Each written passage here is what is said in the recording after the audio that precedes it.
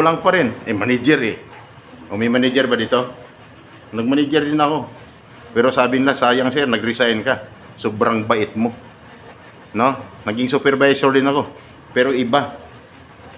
Hindi mo mahalata. No? Akala mo simple lang. Pero hindi ka tulad iba na. Nagsisiga-siga na. Hindi ito nga eh. Pagdating sa Pidos, ako nagle-lecture. Sabi ng iba nakatingin dyan, siguro tanod to. Tanod to. Yan, no? Ma'am, naka-duty ako kagabi. Kaya tinan yung eye bag ko. Sobrang laki. Ikaw, sir? Tanod ka rin. Sabi ng iba, parang hindi naman siya halatang tanod. Kasi ang tanod kasi, no? Hindi naman nakasuklayan, no? Ha? Parang sikap. Nakasuklay. Sikap, babaero. Okay. Ako hindi. Sus, nako. Sinabi ba ni Mr. Bong? Sinong sunod speaker? Sinabi? Hindi niya sinabi? Hindi niya sinabi. Okay. Siya, alam niyo bang apelyido niya? Hindi rin? Niniwala kayo? Okay. Si Mr. Bong, ang apelyido niya, Roy. Parang ano, ako naman, hindi pa sinabi ang pangalan ko. Gusto mo malaman kung anong pangalan ko? Okay. Ang pangalan ko, dapat nakopya mo after ko magpakilala. Ang tanong, lahat ba may ballpen? Okay. Dapat may ballpen. Okay. Ready na? Sulat nyo.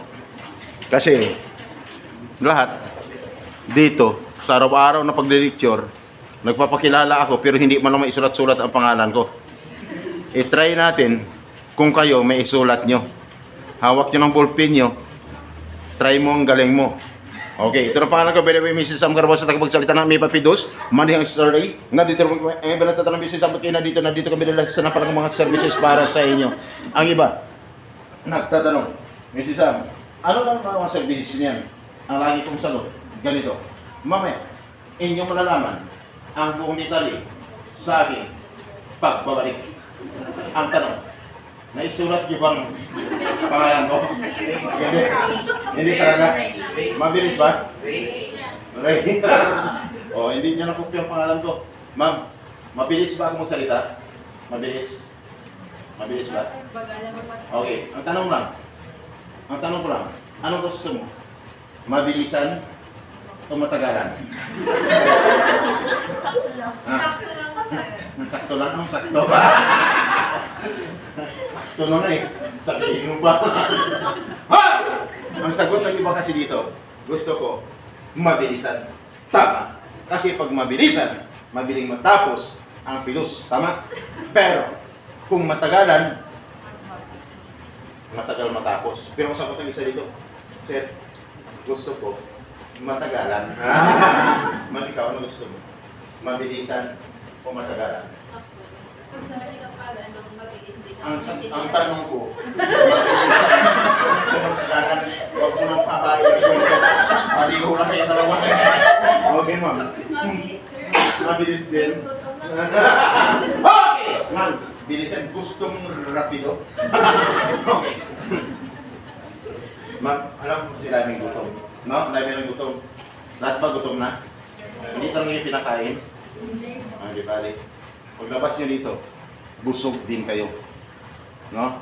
Kaya ang iba, pagdating ng bahay, tinanong ni Mrs. Sabi kay Mr. Mar, kamusta ka na? Kanina parang ang bigat ng iyong dinadala. Ngayon parang sobrang yung saya. Nakangiti ka na. Ano? Tinatanong, hindi mo na sumasagot. Ngiti, pa rin ang ngiti. Yung pa, sir, nalipasa na lang. Okay! So, hayaan nyo. Okay lang kayo sa likuran. Kasi after ko, magbigay ng certificate, pag-consume ng 3 minutes, ang bigaya ng certificate. So ngayon, first timer ka man, nasa likod ko ng kaupo, baka hindi ka abutin ng 3 minutes. No? Hindi pa tapos ang bigay ng certificate, no? Naubos ang 3 minutes. Malamang dito lang, dito pa naman yun. Kaya yung nasa likuran, balik na lang. Kinabukasan. Okay na kayo dyan, malayo kayo. So, malamig. Dapulit na. Para sa tato. Malamig. Kaya ayaw. Okay lang yun, basta okay lang kayo dyan ha. Sige. Di ba rin? Sabihin ko lang sa magbigay ng certificate, bilisan. Kailangan, within 3 minutes, ubos na ang pagbigay ng certificate. Okay lang kayo dyan. Basta kung saan kaya, masaya. Ha? Suportahan. Taka. Okay, mayroong mga taga Luzon. Visayas. At Mindanao. Meron? Naalala ko tuloy. Yung naka-upload ko gabi mga taga Mindanao. Mga taga Luzon. Grabe. Nagmamakaawa. Humingi ng tulong. Mapapanood niyo yun. Yung sinabi ko. Humingi ng tulong. Sir, tulong kami sa pagkain. Hindi kami pinapagamot. Masama ng pakiramdam. Sir, dalawa sa amin, patay na. Sa labas ng bansa. Papayan ko kayo. Yung nangyari sa kanila, nangyari sa inyo. Hindi. Kaya kaduman ang pilos, ang purpose, malaman nyo ngayon kung ano ang ating dapat pag-usapan. Sa mga katulad niya naman, OFWs, dapat pag pinasok mo ang pagiging buhay OFW, dapat alam mo ang pinasukan mo. Ihanda mo ang sarili. Bakit? Iba ang batas pagdating sa labas ng bansa at iba ang batas dito. Kaya, dapat unang-una kilalanin mo ako. Pangalan ko, Sam Carabajosa. Yes, ma'am. Sa probinsya, pangalan ko Samuel. Pagdating ng Manila, ginawa kong Sam para kunting level up naman. Ano? Ayos ba, ma'am? Gano'n lang pala. Pag pumunta kayo, pagdating nyo sa labas ng bansa, baka wow, iba ng pangalan nyo, no? Parang mga ano na, mga foreigner, no? No, foreigner. Hindi foreigner, foreigner. Okay, Sam Carabajosa ng Amica Pidus. Monday hanggang Saturday, nandito rin po ako, no? Ang purpose, may bahagi sa inyo ang dapat nyong malaman na hindi nyo alam noon. Ngayon mo lang malalaman. Mayroon bang mga ex-abroad? Ex-abroad, taas yung mga kamay. 5. Sino mga first-timers? Taas yung mga kamay. 6. Sabi ni ba? Ang bilis niyang magbilang. 5. At saka 6. Ang daming tumaas sa mga kamay ng mga first-timers. 6 lang daw. Ano ba mas marami? Ex-abroad o first-timers? First-timers. First-timers. Hindi ba kayo magtataka? Kahit sa araw-araw, na kahit araw-araw ka pumunta dito at mag-observe bawat tanong ko kung sino ang first-timer o ex-abroad, halos minsan wala ng mga ex-abroad. Wala ng ex-abroad. Sabi ng iba, bakit kaya? Hindi ka ba magtatanong sa sarili mo, bakit pupunti na lang ang mga ex-abroad? Sabi ng iba, siguro ubos na. Siguro nadala na. O ngayon. 5 and 6. Mas marami ang 6 kaysa 5, tama? Pero pag i-multiply ko, 5 times 6 equals 30. Kaya pag binilang mga tao dito ngayon, sasabihin mo sa akin, sir, tama ka pala.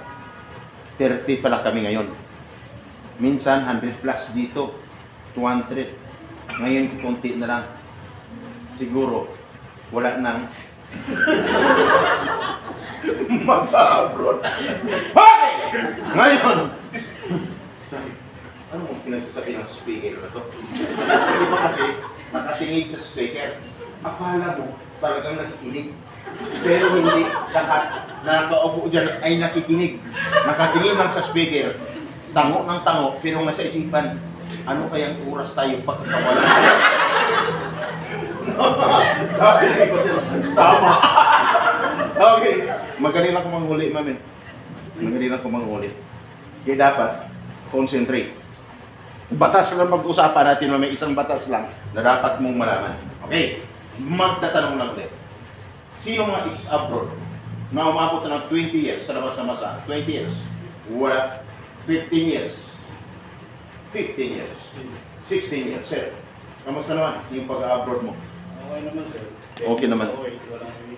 Nilang 10 years. 10 years na walang Uwi yan.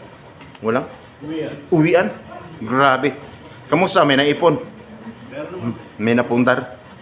Wow. Mabuti. May naipon, may napundar. Focus lang. Sa Focus lang. mga anak mo. Pamilya. Pag alis mo noon sir, may anak ka na? Meron na, sir. May asawa ka na? Ilan? Sama-sama. Ngayon, kayo pa rin. Kami pa rin. Ang bait niya. Sa loob ng 16 years. Anong trabaho mo doon, sir? Pastry ako, sir. Ha? Pastry. Pastry? Pastry shit. May paste Pastry.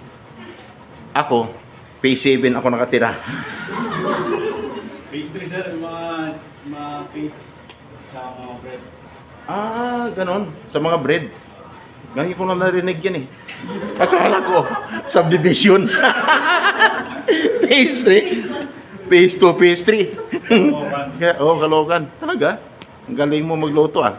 Sa ano, mga ano, parang bakery, ano gano'n. Kaya pala. Sir, ilang taon ka na? 48 na. 48 ka na? Mainit.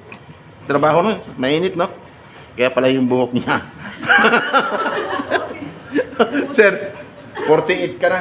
Kasi sa totoo lang, makalis ako ngayon. Last na alis na namin. Last na? Oo. Last na.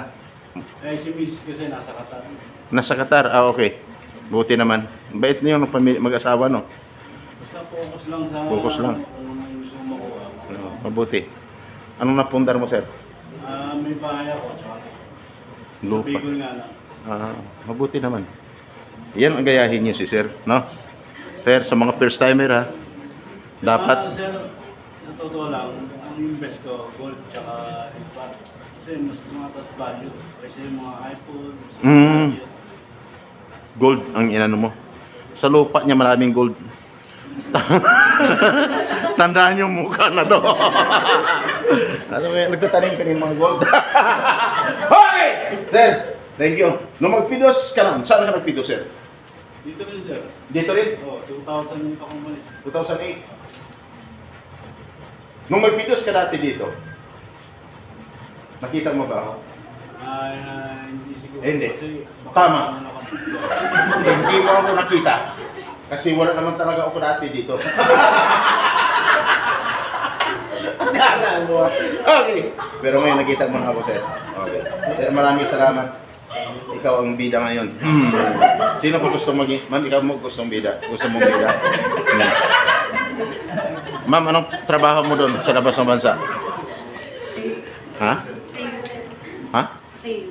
Sales. Oh, ganda lang sila. Sales, ano? Katok dito, katok doon. Tapos, hindi sa sales. No? Sa department store or sa mga okay. Wow. May nakialam lang dito.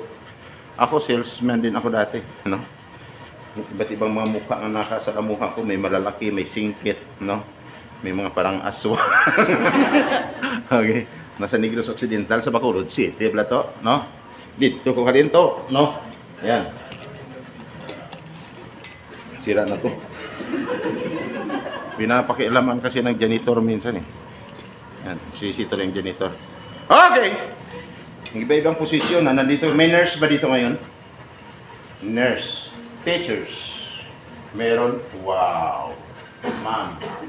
Ilang taon ka sa teachers, ma'am? Teacher? Kasama po yung mga ibang pang. Oo. Kaya hindi pa. 25 years. Ma'am, ba't nag-resign ka? Are you board passer? Ma'am, ba't ka nag-resign? Kasi, Nangako sila, hindi sinunod. may maliit po sa gabay. Ang ritual ko. Ngayon, sa pasukan mo malaki. Mas Times malaki 4. ng konti. Diba, mabuti naman. Ma'am, ang ganda ng kurso mo, profession mo, no? Ang kurso mo is teacher. No. Education is your profession. Ma'am, what is education? What is education? Kasi marami dito, ma'am. Oh. Nakalimutan mo na. Ganon din dito. Ang dami nila. Magtanong ako, hindi nila nagsagot. Education is a continuous process of learning. No? Mali na, ma'am. Tandaan mo, kasi pagdating doon ako rin mag-interview sa'yo. Okay. Ma'am, ang ganda ng profession mo, ha? Education. Teacher. Isa ka lang eh. Ma'am, what is teacher?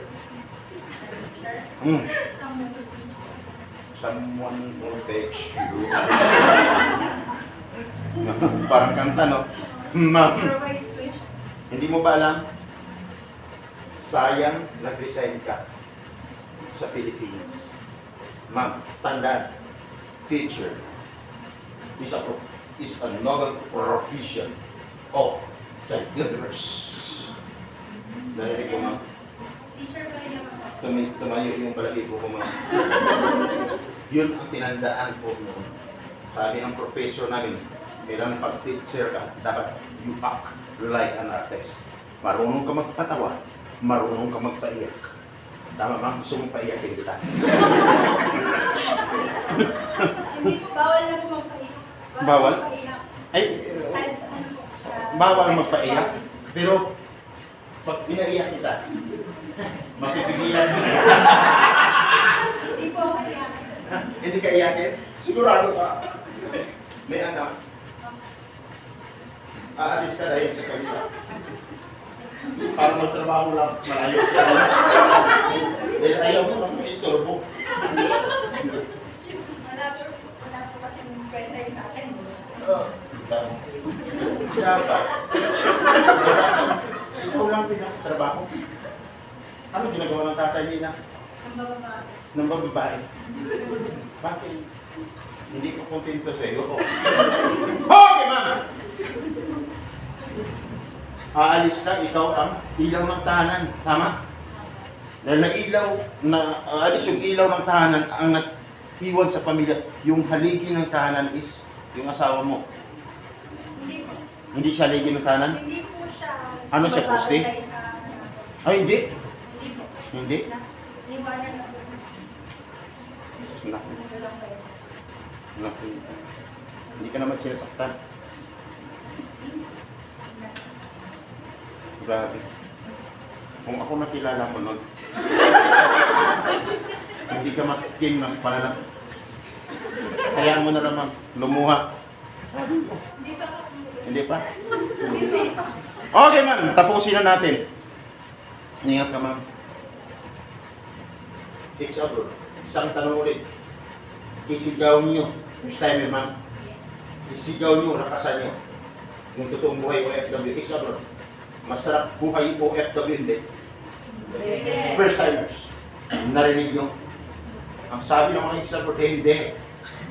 Ma'am. Hindi.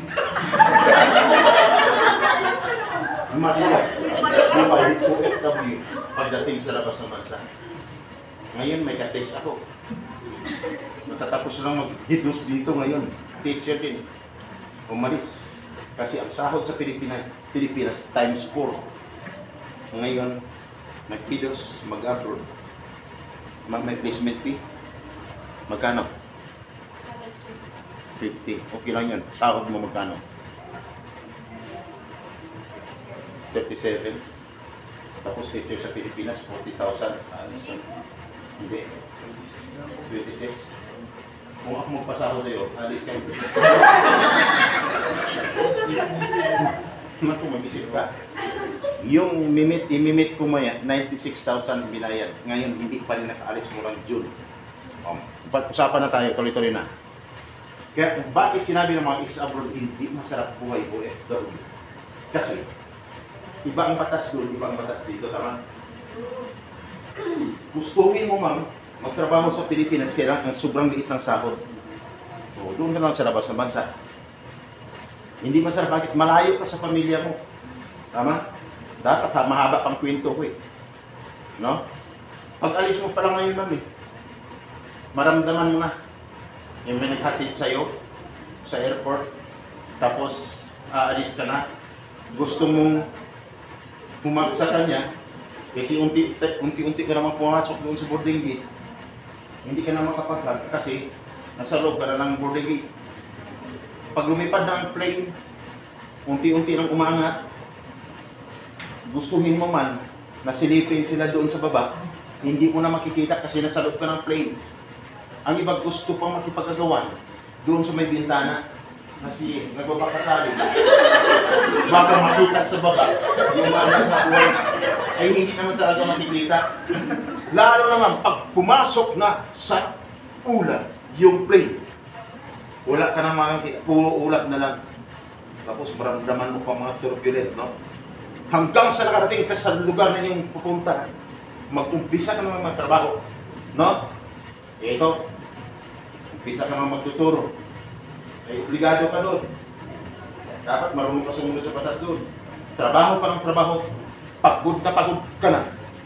Tapos, gusto mo magpahinga, mahirapan ka. Gusto mo nang kumain after ng work. Gusto mo nang tawagan ang isa sa mahal mo sa buhay. Hindi mo na sila matatawagan. Oh?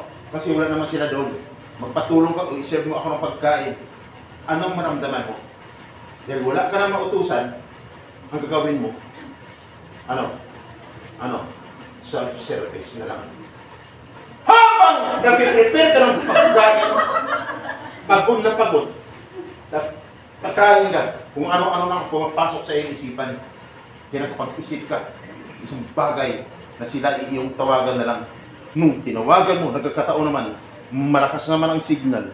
Nung tinawagan mo yung pinakamahal mo doon sa buhay, tinawagan mo, nakapag-isip ka pa mag-video, nakita mo siya sa video call, nakita ka rin niya. Tama ma'am? Pero biglang mag-brown out, nawala ng signal, nawala siya, nawala ka rin. Tama? Ano naramdaman mo? Masaya ka ba doon? Hindi. Tapos, trabaho kinabukasan hanggang sa palapit na matapos sa iyong pagtatrabaho sa loob ng isang buwan, nakapag-isip ka na, nababawi ka na lang. Siyempre, magtrabaho ka para makatulong. Tapos, nung magtrabaho ka na, nakapagpadala ka na, anong naramdaman mo? Doon ka lang nakaramdam ng saya. Kaya lagi ko sinasabi, hindi lang sobrang hirap, sobrang sakit na ang buhay OFW. Nung nakapagpadala ka na, tuwang-tuwa ka, tuwang-tuwa sila. Masarap ang pakiramdam mo, masarap ang pakiramdam nila. Kasi nakapagpadala ka na. Pero ang tanong, sino ang pinakamay masarap na pakiramdam? Walang iba na naramdaman kundi yung pinapadala. Kasi bakit? Kapapadala mo lang, yung nasa isipan nila, kaya kasunod nila. Tama? Pero, nung tumagal ka ng tumagal, no? Hindi pa nga dumating ang isang buwan, no? Inabot ng isang buwan, kinukulit ka na namang tawagan. Tawag ng tawag. Kahit wala ka pang, busy ka pa sa trabaho, hindi nila alam. Pagdating ng isang buwan uli, end of the month, na-delayed ng sahod. Nung ma-delay, kinukulit ka ng kinukulit. Doon na naramdaman mo, minsan nag-asawa na, ay mga OFW.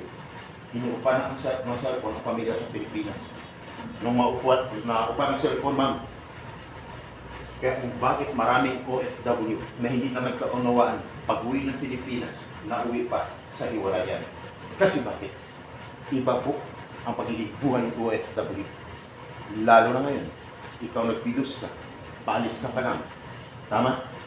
Ngayon, dapat mayroon kayong dapat malaman. Kaya ako nandito, just in case of emergency. Magtatanong na. 100% yung natutunan nyo kay Mr. Bong, 100% ang excitement. Kasi after nito, may certificate ka na, tama? Ang tanong, sino? Sana, yung 100% hindi mababawasan. Okay? Kasi tuwing may nangyari sa'yo, tuwing nagtanong ako, may nangyari sa'yo, magbawas tayo ng 20% doon sa excitement mo. Magtatanong lang. Sino ang nakapag-sign na ng kontrata? Tayo siyang mga kamay. Nakapag-sign lang. 7. Sino ang hindi pa nakapag-sign ng kontrata? 8. Mas marami ang hindi nakapag-sign ng kontrata. May tumaas ng kamay, mayroong hindi tumaas ng kamay. Nung magtanong ako, kasi bakit? ang sa isipan, pakialam ko sa'yo. Tama? Sige. Ngayon, ipaliwanag ko sa inyo. Ayon sa batas, dapat ang isang OFW bago magpidos, dapat siya ay nakapag-sign ng kontrata. Nasa batas po yun. Malalaman nyo kung ang batas mamaya. Sabi ng iba, ha? Sign ng kontrata. Bakit kami? Wala pa. May ibig sabihin, umpisa na tayo magbawas ng 20% doon sa excitement mo. Kung hindi ka pa nakapag-sign ng kontrata, bawas na ang 20% na excitement mo. Kasunod, dapat after ng pag-sign ng kontrata, magpidos din. After ng pagpidos, dapat sisiguraduhin na ikaw ay makaalis na. Bakit? Nasa batas, ang isang OFW, mulang nag-apply at nabisahan, dapat 60 to 90 days prior, dapat wala na siya sa Pilipinas.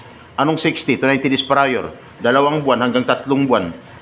Mula nag-apply at nabisahan, dapat wala na siya sa Pilipinas ngayon. At dapat wala na siya sa kanyang inuupuan dyan ngayon. Sabi ng iba, ha? Oo nga. Kami nandito pa rin. Problema hindi. Another 20%, kung may nangyari sa'yo, 20% ang maidagdag. Dapat nakapag-sign ka na ng kontrata. Malinaw? Ang natira is 80%. At dapat, bakit kailangan makaalis? Kasi ang iba dyan nakapagbayad ng placement fee. Pag nagbayad ka ng placement fee, ang salary mo is 20,000. Magkano dapat ang placement fee? Dapat equivalent of 1 month salary. Sabi ni iba, ha? 1 month salary. Bakit sa amin sobrang laki? Another 20%, ang mababawas, ang natira is 40%. At dapat, pag nagbayad ka ng placement fee, saang lugar? Jollibee, Chowking, McDo, Max Mall, Hotel o Restaurant, wala sa nabanggit ko na lugar, dapat sa loob ng agency. Sabi ng isa dito kahapon, ano isang araw, sir, pwede ba sa GCash? Sabi ko, patay kang bata ka. Kaya kung nangyari sa'yo, dapat sa loob ng bahay, hindi sa kung saan lugar, dapat sa loob ng agency. Kung nangyari sa'yo, another 20%, ang natitira. Magkano? Ha? 20 na lang. At dapat, pag nagbayad ka, ay may kaukulang resibo. Sabi niya ba, resibo? Bakit kami wala?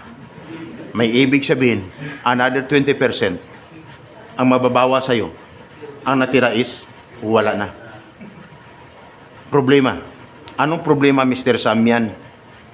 Ang nalabag doon, batas ng Republic Act 8042 of Anti-Illegal Recruitment or 10022 as amended of Anti-Human Trafficking Violation. Lifetime imprisonment. Guys, hindi madali na problema. Kaya dapat magiging maingat. Nangyari man sa inyo, dapat sabihin sa inyong agency para